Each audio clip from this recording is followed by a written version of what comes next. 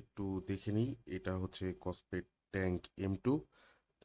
Box packaging এর পিছনের দিকে যদি আমরা খেয়াল করি, এখানে কিছু স্পেসিফিকেশন আর কি টুকটাক লিখে দেওয়া আছে। যেমন 70টার মতন স্পোর্টস মোড দেওয়া থাকছে, 380 মিলি অ্যাম্পের পিওর কোবাল্টের ব্যাটারি থাকছে, Bluetooth calling with one switch এটার অপশন দেওয়া থাকছে, 5 ATM and IP69K waterproof rating এর কথা বলে দেওয়া আছে।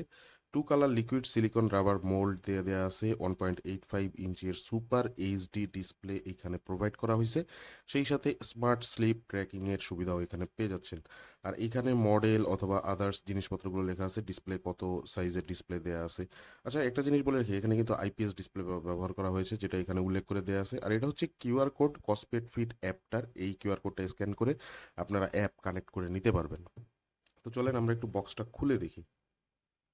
এটা হচ্ছে এর যে বক্সটা, এই যে সেই বক্স, উপরে লাইটের একটা শেড পড়তেছে আর কি।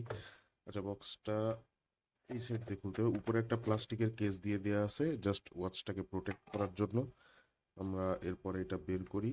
এই ওয়াচের কেসটা আমরা একটু সাইডে রেখে আগে দেখি যে কি কি আছে বক্সের ভিতরে। এখানে একটা বিশাল মোটা ইউজার ম্যানুয়াল আমরা পেয়ে যাচ্ছি, এবং সেই সাথে গ্লাস, মানে আচ্ছা, এখানে কিন্তু গ্লাস প্রোটেক্টর প্রোভাইড করা হয়েছে, এই যে প্রোটেক্টরটা। এবং প্রোটেক্টর লাগানোর আগে এই যে ওয়েট টিস্যু দেওয়া হয়েছে, সেই সাথে যে ড্রাই টিস্যু সেটাও প্রোভাইড করা হয়েছে। গ্লাস ক্লিন করার জন্য এটা প্রোভাইড করা হয়েছে ডিসপ্লে প্রোটেক্টর লাগানোর আগে। আর এবার যদি বক্স কম্পোনেন্টের দিকে আসি, তাহলে দেখতে পাই যে এখানে এই যে চার্জারটা এখানে দিয়ে দেওয়া আছে। এই যে চার্জারটা, এখানে প্রোভাইড, এটা ম্যাগনেটিক চার্জার, জাস্ট কেসের উপরে বসাই দিলেই হবে।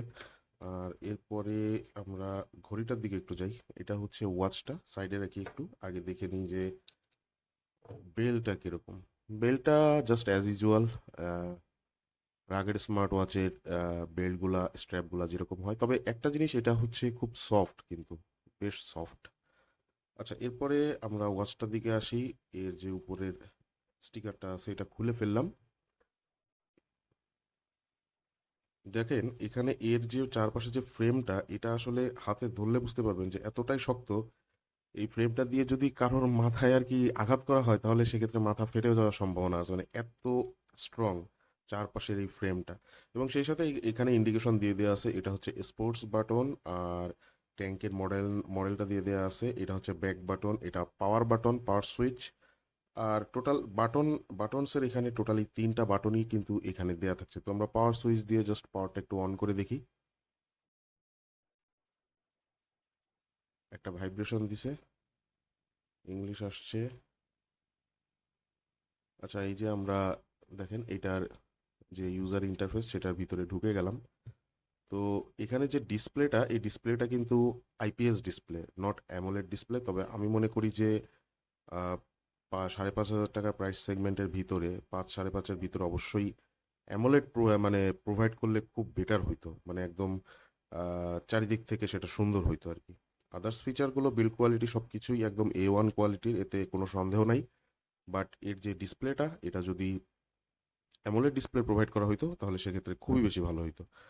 ডিসপ্লের পিছনের দিকে যদি খেয়াল করি, সেন্সরটা একদম ডিসপ্লের পিছনের দিকে দেওয়া আছে। দেখেন এটা লাইটটা বিপ বিপ করতেছে, এটা হচ্ছে চার্জিং স্টেশন। এবং সেই সাথে এই যে বাটনগুলোর পজিশনিংটা আপনারা একটু দেখে নেন। বাটনগুলা মোটামুটি বেশ ক্লিকি। এইটা একটু হালকা শক্ত শক্ত মনে হইতেছে।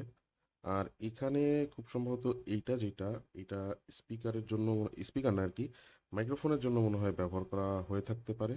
এখানেও আর একটা পোর্ট দেখতেছি, মেবি এইটা মাইক্রোফোনের পোর্ট হইতে পারে।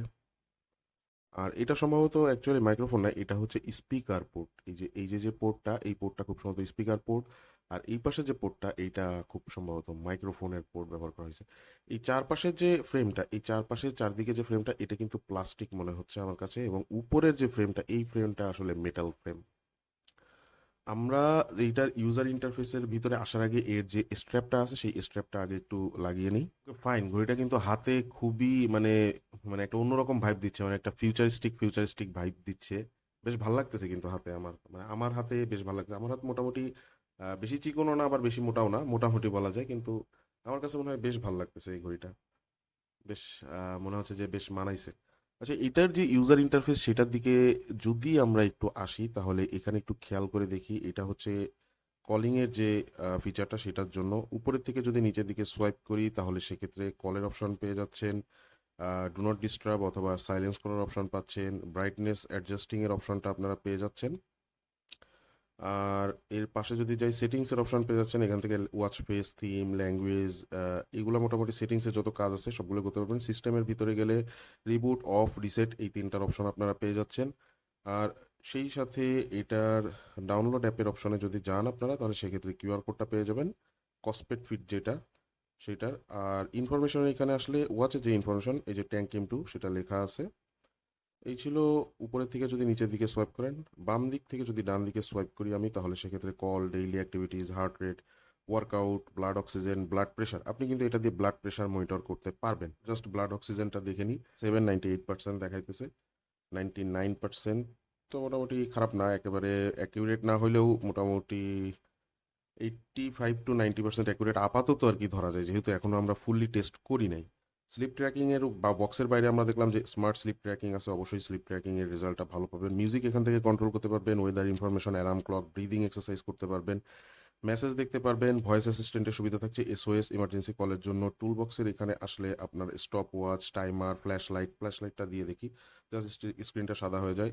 ফাইন ফোনের অপশন পেয়ে যাবেন, রিমোট ক্যামেরা, ক্যালকুলেটর, এগুলোর অপশন আপনারা পেয়ে যাবেন। মোটামুটি সব কিছুই আপনারা একটা স্মার্ট ওয়াচে যা যা থাকে, তার উপরে আবার রাগের স্মার্ট ওয়াচ, অবশ্যই সব কিছুই আপনারা পেয়ে যাবেন। ওয়াচ ফেসের এখানে যদি আমরা আসি, ওয়াচ ফেস কি কি আছে এখানে দেখে নিই একটু। আচ্ছা, এইটা বেশি ভালো লাগতেছে না, এইটা আমরা দিয়ে রাখলাম। এই ওয়াচ ফেসটা বেশ ভালো লাগতেছে এটা। আচ্ছা, তো এইটা হচ্ছে আপনার টুকটাক সেটিংসের ভিতরে। যদি আমরা আবার যাই ল্যাঙ্গুয়েজের, এখানে আসলে বাংলা সাপোর্ট করে কিনা একটু দেখে নিই। হ্যাঁ, ইয়েস, এখানে এই যে বাংলা ল্যাঙ্গুয়েজ কিন্তু সাপোর্ট করে ভাষার, এখানে আপনারা চাইলে বাংলা দিয়ে রাখতে পারবেন। এটা একটা অবশ্যই মানে ভালো সুবিধা। মেবি এখানে যে এস এম এস গুলো আসবে সেগুলোও বাংলায় পড়া সম্ভব। যাই হোক, টেস্ট করেই তারপরে বোঝা যাবে। লকের অপশন পেয়ে যাচ্ছেন, আপনারা চাইলে স্ক্রিনটা লক করে রাখতে পারবেন। এখন এই যে লকটা খুলছে, যাই হোক লক করে ফেলছিলাম। আমার মনে হয় এটা সেরকম কোনো দরকার নেই। আচ্ছা, আমরা আবার একটু সেটিংসের ভিতরে যাই। ল্যাঙ্গুয়েজ, ডেট, স্পোর্টস, রিকগনাইজেশনের অপশন আপনারা পেয়ে যাবেন।